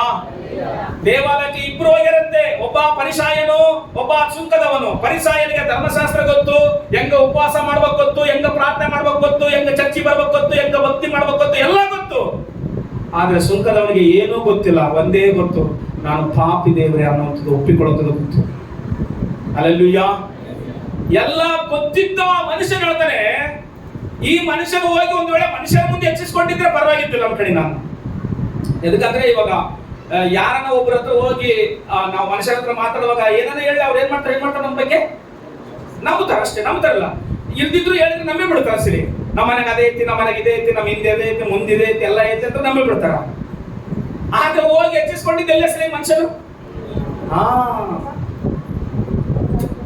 ಮನುಷ್ಯರ ಮುಂದೆ ಹೇಳಿದ್ರೆ ಒಂದು ವೇಳೆ ಗೊತ್ತಿಲ್ದಾರ ಊರಿಗೆ ಹೋದ್ರೆ ಗೊತ್ತಿಲ್ದ ಊರಿಗೆ ಹೋಗಿ ಹೇಳ್ಬಿಟ್ಟು ಎಲ್ಲ ತಪ್ಪನೆ ಪಡೆದು ಹೇಳ್ಬಿಟ್ರೆ ಒಪ್ಪಿ ಬಿಡ್ತಾರ. ಒಂದು ವೇಳೆ ಇದ್ರಾಗ ಬಹಳ ಕಷ್ಟ ನಮ್ಮ ಸಾಕ್ಷಿಗಳನ್ನ ಕಾಪಾಡ್ಕೊಳ್ಳೋದು. ಬಹಳ ಜಾಗ್ರತೆ ಆಗಿರ್ಬೇಕು ದೇವ್ರ ನಂಬಿದ ಮೇಲೆ ನಾವು. ಅಲ್ಲೆಲ್ಲಿ ಅರ್ಥದರು. ಎದಕ್ಕಂದ್ರೆ ದೇವ್ರ ನಂಬಿದ ಮೇಲೆ ನಾವು, ನಮಗೆ 2 ಕಣ್ಣಿದ್ರೆ ನಮ್ಮನ್ನ ನೋಡೋ ಕಣ್ಣು 100 ಕಣ್ಣಿರ್ತಾವ ಮಾತು. ಅದಕ್ಕೋಸ್ಕರ ಬಹಳ ಕೇರ್ಫುಲ್ ಆಗಿರ್ಬೇಕಂತ. ಆದ್ರೆ ಈಗ ಮನುಷ್ಯರ ಮುಂದೆ ಹೋಗಿ ಹೇಳಿದ್ರೆ ಪರವಾಗಿದ್ದಿಲ್ಲ ಅನ್ಕಂಡಿ ನಾನು. ಇಲ್ಲ ಯಾರ ಮುಂದೆ, ಅವ್ರ ಸ್ನೇಹಿತರ ಮುಂದೆ ಹೇಳಿದ್ರೆ ಪರವಾಗಿರ್ಲಿಲ್ಲ. ಹೋಗಿ ಒಬ್ಬ ರಾಜನ ಮುಂದೆ ಹೋಗಿ ಹೇಳಿದ್ರು ಕೂಡ ಪರವಾಗಿಲ್ಲ. ಹೋಗಿ ಯಾರ ಮುಂದೆ ಹೇಳ್ತಾನೆ ಹೋಗಿ ದೇವರಿಗೆ ಗೊತ್ತಿಲ್ವಾ ನೀನ್ ಹೆಂಗ ಉಪವಾಸ ಮಾಡ್ತೀಯಿ, ಉಪವಾಸ ಮಾಡಿದ್ಮೇಲೆ ಹೆಂಗ ಜಗಳ ಆಡ್ತೀಯಿ, ಜಗಳ ಆಡಿದ್ಮೇಲೆ ಹೆಂಗ ಅದ್ರ ರಿಮಾರ್ಕ್ ಮಾಡ್ಕೊಂಡು ಹೆಂಗ ನೀನು ಆಕ್ಷನ್ ಮಾಡ್ತೀವಿ ಗೊತ್ತಿಲ್ಲ. ದೇವರಿಗೆ ನನ್ನ ಬಗ್ಗೆ ಗೊತ್ತಾಯ್ತಿಲ್ಲ. ದೇವರುಗಳ ಅವಸರ ಇಲ್ಲ. ದೇವರಿಗೆ ನೀನ್ ಯಾರಂಬೋದು ಮೊದಲೇ ಗೊತ್ತು. ಹಲ್ಲೆಲೂಯಾ. ಗೊತ್ತಿದ್ರು ನಮ್ಮನ್ನ ಮತ್ತೆ ಕೇಳ್ತಾನ ಮಾತು, ಎಲ್ಲದಿಗೆ ಜಕ್ಕಾಯ ಅಂತ ಮಾತು. ಏನಂತ ದೇವರು ಎಲ್ಲದಿಗೆ ಆದಾಮ ಅಂತ ಮಾತು. ಎದಕ್ಕೆ ದೇವ್ರಿಗೆ ಗೊತ್ತಿಲ್ಲ, ಎಲ್ಲಿಗೋ ಚಿಕ್ಕಣ್ಣ ನನ್ನ ಬಗ್ಗೆ ನನ್ನ ನೋಡಿ ಅಂತ ಹೇಳಿ ಗೊತ್ತಿಲ್ವಾ? ಗೊತ್ತು. ನೀನು ಒಪ್ಪಿಕೊಳ್ತೀಯಲ್ಲ ಅಂತೇಳಿ ದೇವ್ರು ನಿನಗೆ ಆಪ್ಷನ್ ಮಾಡ್ತಾನ ಅಷ್ಟೇ. ಆದಾಮ ಎಲ್ಲಿದೀಯ ಅಂತಂದಾಗ ಇಲ್ಲಿ ಮರದಿಂದ ಇದೀನಪ್ಪ, ತಿನ್ನಬಾರ್ದು ಅಂತ ಹೇಳಿದ್ದೆ, ತಿಂದ್ಬಿಟ್ಟಿನಿ. ಅದೆಲ್ಲಮ್ಮ ಸಾಮಾನ್ಯವಾಗಿ ನೀನು ಮಾಡಬಾರ್ದಂತೆ ನಾನೇನ್ ಮಾಡ್ತೀನಿ, ಮಾಡ್ಬಿಟ್ಟಿನಿ, ನನ್ನ ತಪ್ಪಾಯ್ತು ಕ್ಷಮಿಸ ಅಂತಾನೇನೋ ಅಂತ ಕೇಳಿದಂತೆ ದೇವ್ರು ಆದಾಮ ನೀನ್ ಎಲ್ಲಿದೀಯ ಅಂತ ಹೇಳಿ. ನಾನೇ ತಿನ್ನೋಕಲ್ಲಪ್ಪ, ನೀನೇ ಕೊಟ್ಟಿಯಲ್ಲಿ ಏನೇ ತಿನ್ನಿಸ್ಲು, ಅದಕ್ಕೋಸ್ಕರ ತಿನ್ನಪ್ಪ, ತಟ್ಟೆ ತಿನ್ನು. ಹಂಗೆ ಅಲ್ಲಮ್ಮ ಸಾಮಾನ್ಯವಾಗಿ ಅವರು ತಿನ್ನಂತಾರ ನೀನು ತಿಂದ್ಬಿಡು, ನಿನಗೆ ಗೊತ್ತಿಲ್ಲ ಏನ್ ತಿನ್ಬೇಕು ಏನಿಲ್ಲ ಅಂತೇಳಿ. ಆದಾಮ ಗೊತ್ತಿಲ್ಲ ತಿನ್ನಬಾರ್ದಂತ ಯಾರು ಹೇಳಿನ, ಅವ್ವಳಿಗೆ ಹೇಳಿಲ್ಲ, ಯಾರು ಹೇಳಿನ, ಮತ್ತೆ ಗೊತ್ತಿಲ್ಲ ಏನ್ ತಿನ್ಬೇಕು ಏನ್ ತಿನ್ಬಾರ್ದು ಅಂತೇಳಿ. ತಿಂದ ಮೇಲೆ ಹೇಳೋದು ಎಷ್ಟು, ನಾನ್ ತಿನ್ಲಿಲ್ಲ ಏನೇ ಕೊಟ್ಟಲ್ಲ, ನೀನ್ ಕೊಟ್ಟ ತಿಂತೀಯ. ಹಲ್ಲೆಲೂಯಾ. ಆತ ಏನ್ ಕೊಟ್ಟ ತಿಂತೀಯ, ನಿನಗೆ ಗೊತ್ತಿಲ್ಲ ಸಿಲಿ ಯಾರು ತಿನ್ಬೇಕು ಯಾರು ತಿನ್ಬಾರ್ದು ಅಂತ ಗೊತ್ತಿಲ್ಲ ಅಂತ ಹಿಂಗ್ ಕೇಳ್ತಾನೇನೋ. ಆದಾಮ ಒಪ್ಕೊಳ್ತಾನೆ ಅಂತ ಕೇಳಿದ್ರೆ ದೇವ್ರು. ಆದ್ರೆ ಆದಾಮ ಏನ್ ಮಾಡಿಲ್ಲ, ಹಸಿಲು ಒಪ್ಕೊಳ್ಳಿಲ್ಲ. ನಾನ್ ತಿನ್ಲಿಲ್ಲಪ್ಪ, ಏನೇ ಕೊಟ್ಟ ನಾಯಮ್ಮನ ಹೋಗಿ ಕೇಳ್ದ, ಏನಮ್ಮ ನೀನೇನ್ ತಿನ್ಸಕ್ ಹೋದೇನೋ, ನಾನೇನ್ ತಿನ್ನೋಕೋಲ್ಲ, ಅವನೆದಲ್ಲ ಅವು ಸರ್ಪದಂತ ಬನ್ನಲ್ಲ, ಅವ್ನು ತಿನ್ಸ. ನಿನಗೆ ಕಡೆ ಬದುಕಂದ್ರೆ ನಾನ್ ಕೆಡ್ಸಿಕದೆ ನಾನು ಬದುಕಂತ ಅವನು.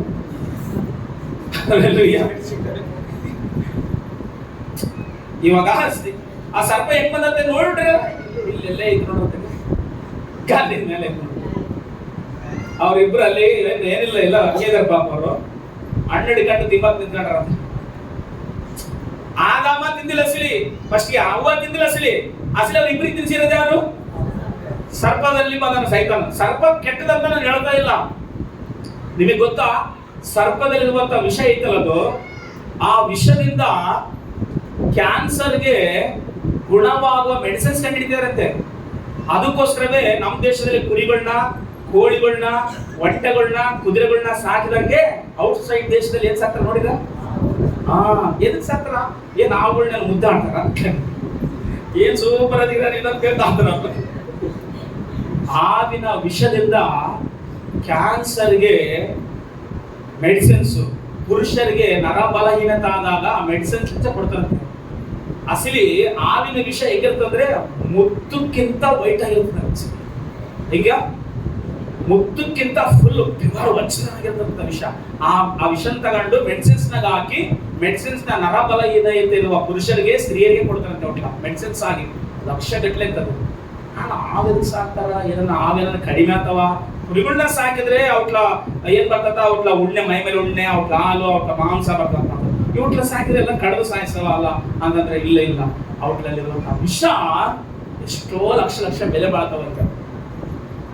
ಹಲ್ಲೆಲೂಯಾ. ಆ ರೂಪದಲ್ಲಿ ಬಂದನಂತೆ.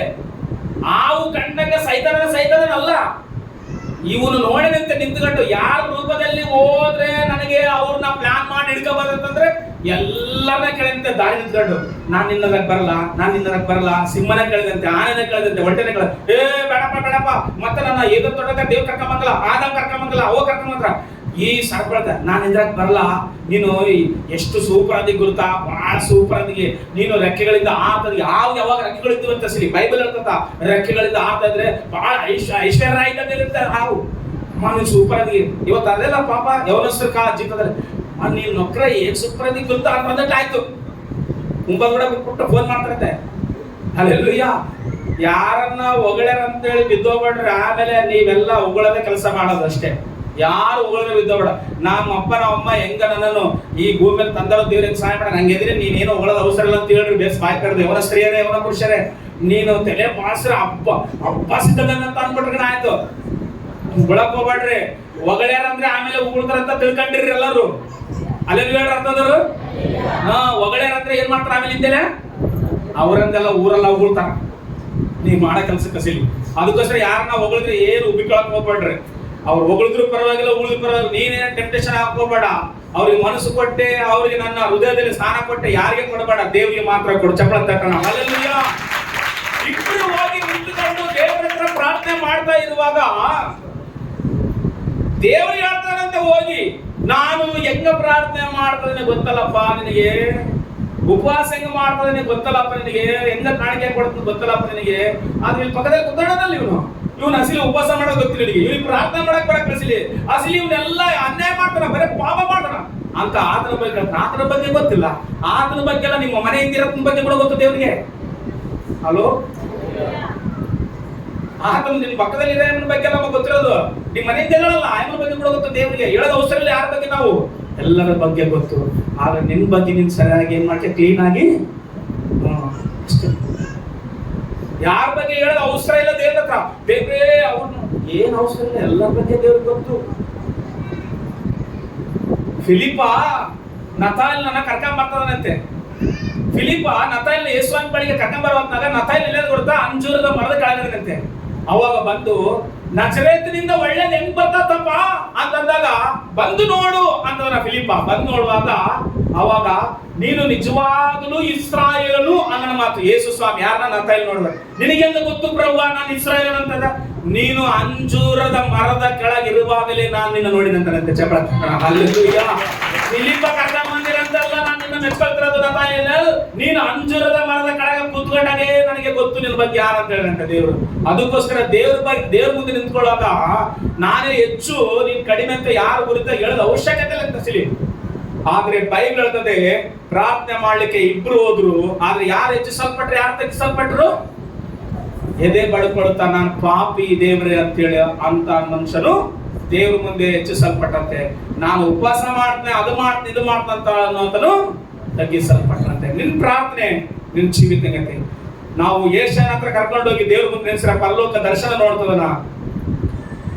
ಯೆಶಾಯನ ಹೇಳ್ತಾನೆ ಎಲ್ಲರೂ ಇಸ್ರಾಯೇಲರು ಹಿಂಗ ಕೆಟ್ಟೋಗ್ಯಾರ, ಹಂಗ ಕೆಟ್ಟೋಗ್ಯಾರ, ಹಂಗ ಪಾಪ ಮಾಡ್ತದಾರ, ಹಿಂಗ ಪಾಪ ಮಾಡ್ತದಾರ, ನೀನ್ ಏನ್ ಮಾಡ್ತದ ನೋಡಿ ಇವ್ರಿಗೆ ಎಂತ ಶಿಕ್ಷೆ ಕೊಡ್ತದೆ ಅಂತ ಹೇಳಿದಂತ ಯೆಶಾಯನ ಕರ್ಕೊಂಡೋಗಿ ದೇವ್ರ ಮುಂದೆ ನಿಂದಿಸ್ರೆ 6ನೇ ಅಧ್ಯಾಯದಲ್ಲಿ 5ನೇ ವಚನದಲ್ಲಿ ಆತನ ಹೇಳ್ತಾನೆ ಪ್ರಾರ್ಥನೆ ಮಾಡ್ತಾ ಮಾಡ್ತಾ, ಅಪ್ಪ ನಾನು ನಿನ್ನ ಪರಲೋಕ ದರ್ಶನವನ್ನು ನಾನು ನೋಡ್ತಾ ಇದ್ದೀನಿ. ಅದಕ್ಕೋಸ್ಕರವೇ ನನಗೆ ಪರಲೋಕ ದರ್ಶನ ಕಾಣ್ತಾ ಇರುವಾಗ ನಿನ್ನ ಪರಲೋಕ ತೆರೆಯಲ್ಪಡತ್ತೆ. 4 ಜನ ಇದು ನಿನಗೆ ಆರಾಧನೆ ಮಾಡುವಂತವ್ರು 24 ಜನ ಹಿರಿಯರಿದ್ದಾರೆ. ಅವ್ರು 4 ಜನ ದೂತರಿದ್ದಾರೆ ನಿನ್ನನ್ನು ಆರಾಧಿಸುವಂತವರು.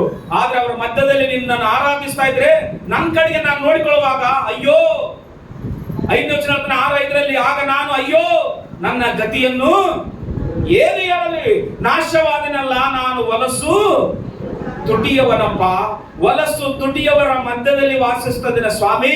ಇಂಥ ಕಣ್ಣುಗಳು ರಾಜಾದಿರಾಜನನ್ನು ಸೇನಾಧೀಶ್ವರನಾದ ಯೆಹೋವನನ್ನು ಕಂಡವು ಎಂದು ಕೂಗಿಕೊಳ್ಳಲು ಸ್ವರೂಪಿಯರಲ್ಲಿ ದೇವರು ಹೇಳ್ತಾನೆ, ಆತನು ಒಪ್ಪಿಕೊಳ್ತಾನೆ ತನ್ನ ಪಾಪವನ್ನು. ಹೋಗು ಅಂದಾಗ ಯಜ್ಞ ವೇದಿಯಿಂದ ಆ ಒಂದು ಬೆಂಕಿಯ ಕೆಂಡ ತಗೊಂಬಂದು ಯೆಶಾಯನ ತುಟಿಗೆ ಮುಟ್ಟಿಸಿಕೊಳ್ಳೆ ವಾಸಿ ಆಯ್ತು, ಪರಿಶುದ್ಧನಾದಂತೆ. ಹಲ್ಲೆಲೂಯಾ. ಏನ್ ನೋಡೇನಿದ್ದನು? ಪರಲೋಕದ ದರ್ಶನ ನೋಡಿದಂತೆ. ಎಷ್ಟು ಜನ ನಿತ್ಯ ಮಾಡುವ ಸಮಯದಲ್ಲಿ ಪರಲೋಕದ ದರ್ಶನ ನೋಡಿವಿ. ಅಲ್ಲಿ 4 ದೂತರಿರ್ತಾರೆ. ಸಿಂಹ ಒಂದು ಮುಖ, ಓರಿ ಒಂದು ಮುಖ, ದೃಢ ಪಕ್ಷಿ ಒಂದು ಮುಖ, ಮನುಷ್ಯನ ಮುಖ, 4 ಮುಖಗಳ ದೂತರಿರ್ತಾರಂತೆ. 24 ಜನ ಹಿರಿಯರು ಇರ್ತಾರಂತೆ. ಕೋಟ್ಯಾನು ಕೋಟಿ, ಮಿಲಿಯನ್ ಗಟ್ಟಲೆ, ಲಕ್ಷೋಪಲಕ್ಷ ಕೆರೂಬಿಯರು ಸೆರಬಿರ್ಮದಲ್ಲಿ ಪರಿಶುದ್ಧನು ಪರಿಶುದ್ಧನು ಪರಿಶುದ್ಧ ಅಂತೇಳಿ ಗಾನ ಪ್ರತಿಗಾನ ಮಾಡುವಾಗ ಪ್ರಭಾವಮಾನದಲ್ಲಿ ಇರುವಾಗ, ಆ ಪ್ರಭಾವಮಾನ ಇರುವಾಗ ಪರಲೋಕ ತೆರೆದಂತೆ ಆ ದೃಶ್ಯ ಭೂಮಿ ಮೇಲಿಂದ ಆಕಾಶದ ದೃಶ್ಯ ಯೆಶಾಯ ನೋಡ್ತದಂತೆ ಒಂದು ದಿವಸ. ಹಲ್ಲೆಲೂಯಾ. ಆ ದೃಶ್ಯ ನೋಡುವಾಗ ತನ್ನ ಬಗ್ಗೆ ತನಗೆ ಅರಿವು ಉಂಟಾಯ್ತಂತೆ. ಅಪ್ಪ ನಿನ್ನನ್ನು ನಾನು ನೋಡ್ತದೇನೆ, ನಾನೇನಾಗಿನಿ ಇವಾಗ ಹೊಲಸಾಗಿನ ಅಂತ ಹೇಳಿ. ನಾವಾದ್ರೆ ಏಸು ನನ್ನ ತಕ್ಕ ಬಂದಿದ್ದು ಗುರುತರ ಏನ್ ಹೇಳಿದ? ಎಲ್ಲಿ ಬಂದಿದ್ದು ಏಸು? ನಮ್ಮ ಅಂತಕ್ಕೆ ಬಂದಿದ್ದು ಗುರುತ ಏನ್ ಹೇಳಿದ? ಮತ್ತೆ ಏಸು ಸ್ವಾಮಿ ಯೆಶಾಯ ಏನಂದನ? ಯೆಶಾಯ ಏನಂದನಪ್ಪ?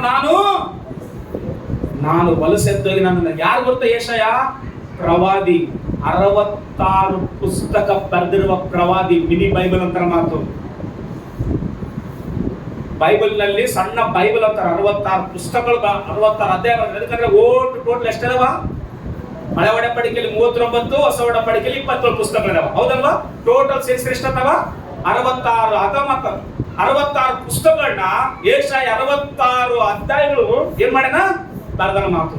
ಆತ ಹೇಳ್ತಾನೆ ದೇವರು ಪರಲೋಕ ನೋಡಿಸುವಾಗ, ನಾನು ಪಾಪಿಯಾಗಿನಪ್ಪ, ನಿನ್ನ ನೋಡ್ಲಿಕ್ಕೆ ನನಗೆ ಯೋಗ್ಯತೆ ಇಲ್ಲ ಅಂತ ಅನ್ನುವಾಗ ದೇವದೂತ ಒಂದು ಕೆಂಡ ತಗೊಂಡು ಉರಿಯುವ ಒಂದು ಯಜ್ಞವೇದಿಯಲ್ಲಿ ಒಂದು ಕೆಂಡ ತಗೊಂಡು ಬಂದು ಆತನ ತುಟಿಗೆ ಈಗ ತಾಕುವಾಗ ಅವಾಗ ಪರಿಶುದ್ಧನಾಗಿ ಅಂತೇಳಿ ಬರೀತೇನೆ ಮಾತು.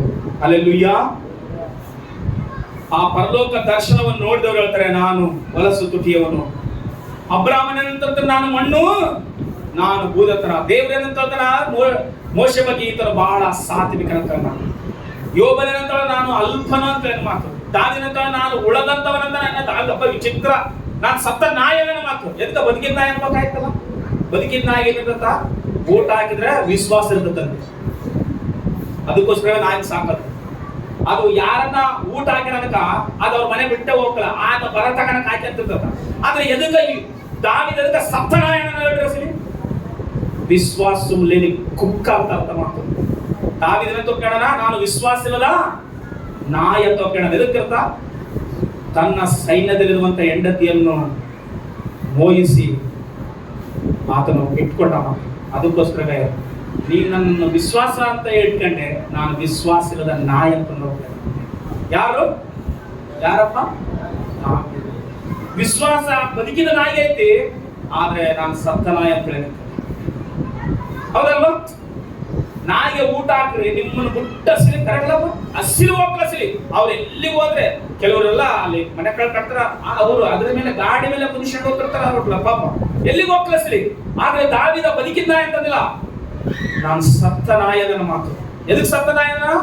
ಬದುಕಿದ ನಾಯಿ ಆದ್ರೂ ವಿಶ್ವಾಸ ಐತಿ, ಅದಕ್ಕಿಂತ ಅಧ್ವಾನ ನಾನು ಎದ್ಕೊಳ್ತೇನೆ. ನನ್ನ ಪಕ್ಕದಲ್ಲಿರುವಂತ ಸೈನಿಕರ ಹೆಂಡತಿಯನ್ನೇ ನಾನು ಮೋಹಿಸಿ ಇಟ್ಕೊಂಡಿನಪ್ಪ, ಅದು ಸತ್ತ ನಾಯಿಗೆ ಸಮಾನ. ನನ್ನ ಏನ್ ಮಾಡು, ಕರುಣಿಸಂದ.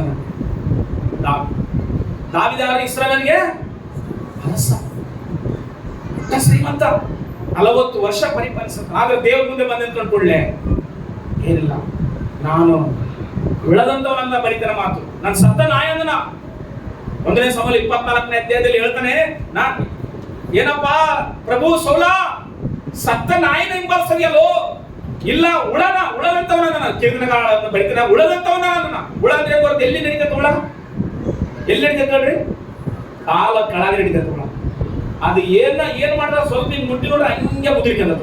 ಹೆಂಗ ಮಾಡ್ತದ? ಅಷ್ಟು ಮುದ್ರಿಕೆಂತ. ಅದಕ್ಕ ಶಕ್ತಿ ಹೆಂಗಿಲ್ಲೋ, ನನಗೆ ಕೂಡ ಶಕ್ತಿ ಇಲ್ಲಪ್ಪ ನಿನ್ ಮುಂದೆ ನಿಂತ್ಕೊಳಕ. ಆದ್ರೆ ಆತನು ಯುದ್ಧದಲ್ಲಿ ನಿಂತ್ಕೊಂಡ್ರೆ ವಲ್ಲಿಯಾತನು ಕೂಡ ನೋಡಂಗಿಲ್ಲ, ಒಡದು ಸಾಯ್ಸನ ಮಾತು. ಚಪಳ ತಕ್ಕಣ ಹಲ್ಲೆಲೂಯಾ. ಯುದ್ಧದಲ್ಲಿ ನಿಂತ್ಕೊಂಡ್ರೆ ವಲ್ಲಿಯಾತನ ಅಂತ ನೋಡಕ್ಕೆ ಒಡದು ಸಾಯ್ಸನ. ಆದ್ರೆ ದೇವ್ರ ಮುಂದೆ ನಿಂತ್ಕೊಂಡಾಗ ಏನಂತಾನ? ಸತ್ತ ಉಳಪ್ಪ ನಾನು ಅಂತಾನ, ಸತ್ತ ನಾಯಪ್ಪ ನಾನು, ಈ ನೆಲದಲ್ಲಿ ಆಡುವ ಉಳಪ್ಪ ನನ್ನ. ನಿನ್ನ ಯಾರನ್ನ ನೀನು ಹಿಂಗದಿ ಅಂತಂದ್ರೆ ನನ್ನಂಗಂತಾರ ನನ್ನಂಗಂದ್ಬಿಟ್ರ ಎಲ್ಲ ಮುಂದೆ ನನ್ನ ಬಗ್ಗೆ ಮಾತಾಡ್ಬಿಟ್ರ. ಓಹೋ, ದೇವ್ರ ವಾಕ್ಯ ನಿನಗೆ ಅರ್ಥ ಇದ್ರೆ ನಿನ್ನ ಹಂಗ ಅಂದಾಗ ಪೌಲ ಒಂದು ಮಾತಂತಾನ, ಏನಂತ ಗೊತ್ತಾ? ಅಪೊಸ್ತಲ ಕಾರ್ಯಗಳಲ್ಲಿ 1ನೇ ತಿಮೋಥೆಯಲ್ಲಿ ಅದನ್ನು ಬರಿತಾನೆ.